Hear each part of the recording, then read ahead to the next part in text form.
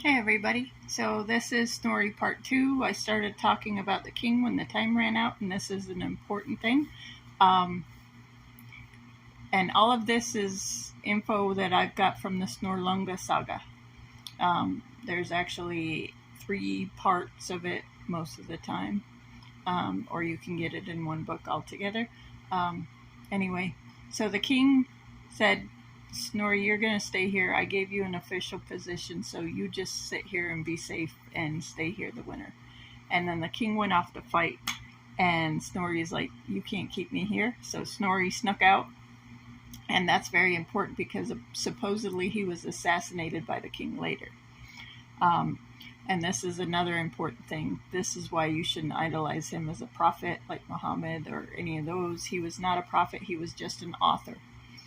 Because somebody warned Snorri before that the king was after him, but they wrote it in runes, and Snorri couldn't read the runes. So that's a very important thing. He told these stories, and these stories sound magnificent, but he didn't even know enough about it to actually read runes. Let's see what else.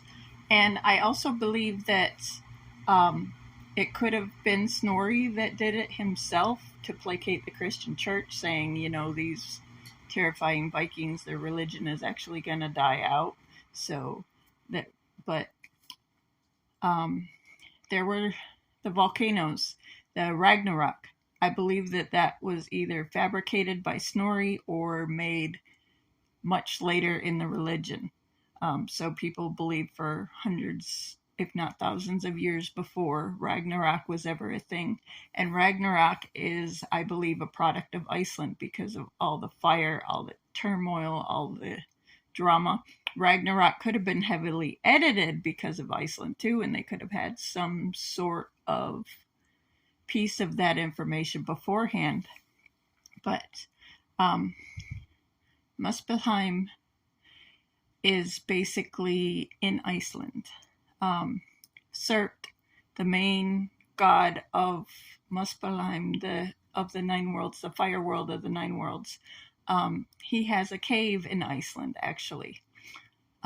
They used to bring sacrifices to him after a big blowout in the 1200s, and Snorri is also from the 11 and 1200s, so they had a couple of hundred years in Iceland to evolve that story and make it more interesting and make it more like what they were seeing out their front yard.